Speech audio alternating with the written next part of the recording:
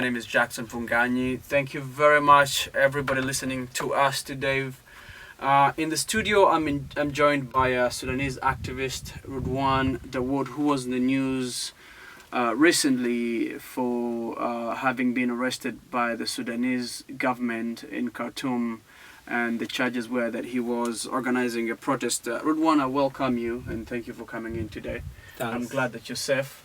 Tell me the genesis of your problems in Sudan. How did you find yourself, how did you get involved in this whole situation in the first place? Thanks a lot, Jackson, for having me here and giving me this chance to talk through Voice of America.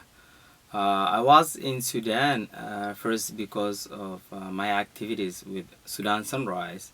I went back by the end of May to start our reconciliation project by building the church in Turid in South Sudan.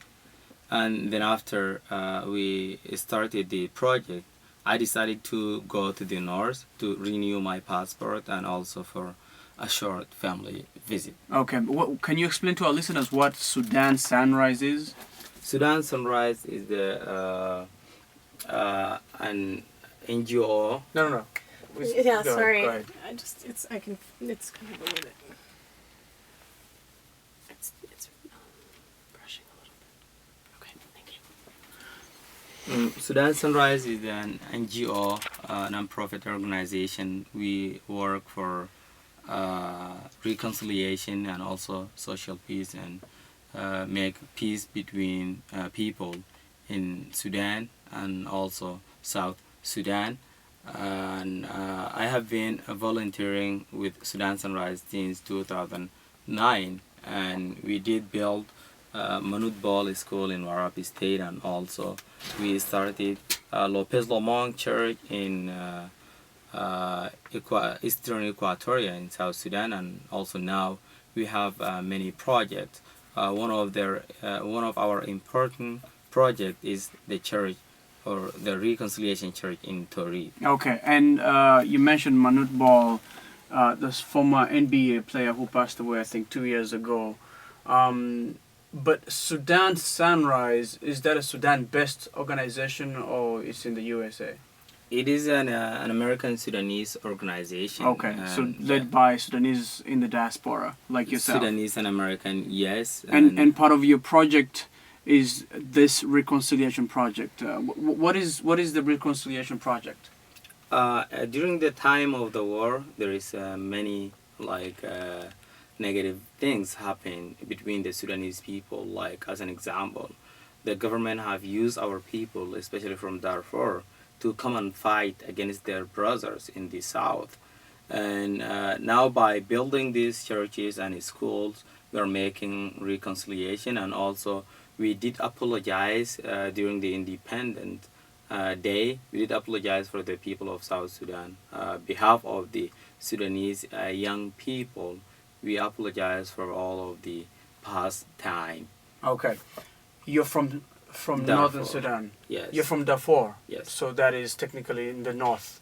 Right. But you are building the school in the south of Sudan.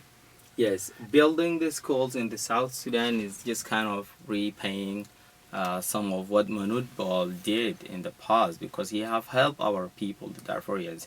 He have used his strong voice to let the people know about our crisis, and also not only Manud, Lopez Lomong, the Olympic runner, he also used his name to tell the rest of the world that there was a genocide. To bring attention to the Darfurian issue. Exactly. Okay, so you were repaying back the South Sudanese for the works of these very two important individuals for having helped you out during bring attention to the crisis in North Darfur. Exactly, and this is what we wanted to do, and this is what really it is against our regime's goals, because they always wanted to divide the people. Okay. They always wanted to divide the people so that they can remain strong. And you are Muslim yourself, but you're building a church.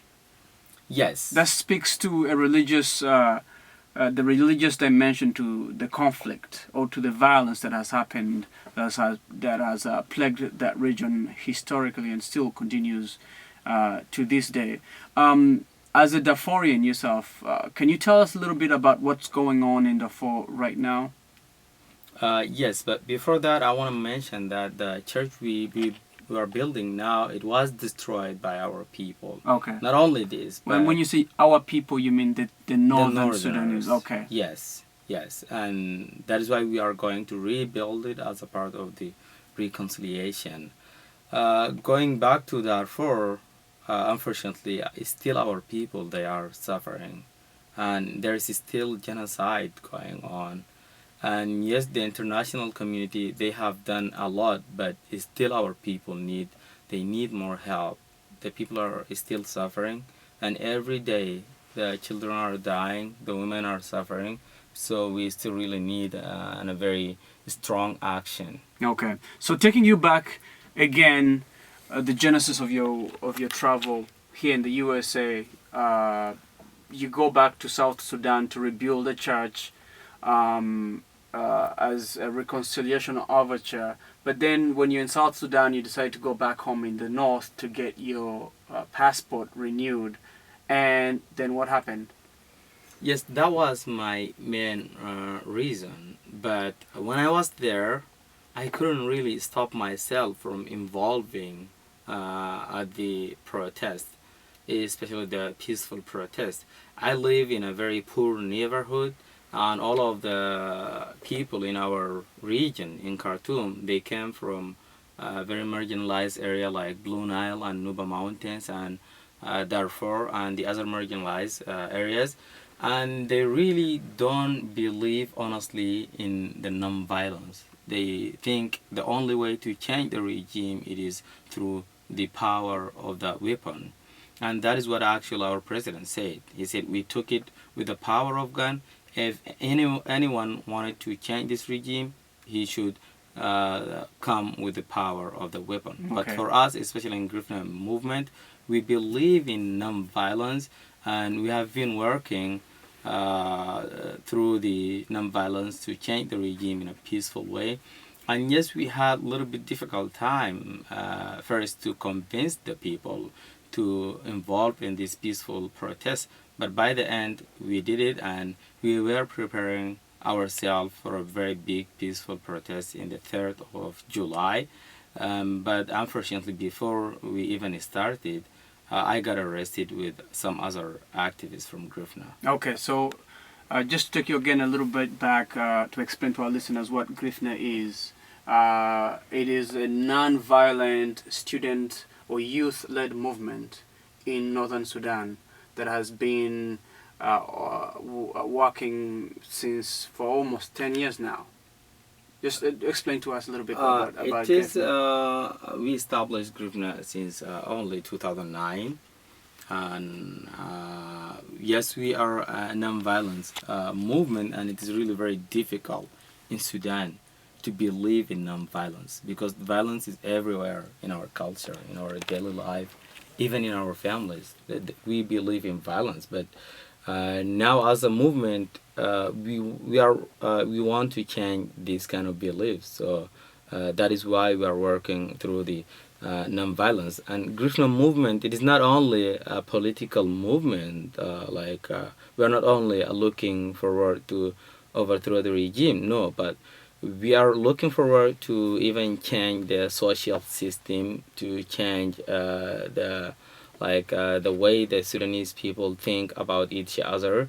And also we are, more than that, we are a humanitarian group because we have helped a lot of people even in South Sudan when we took a convoy with Sudan Sunrise.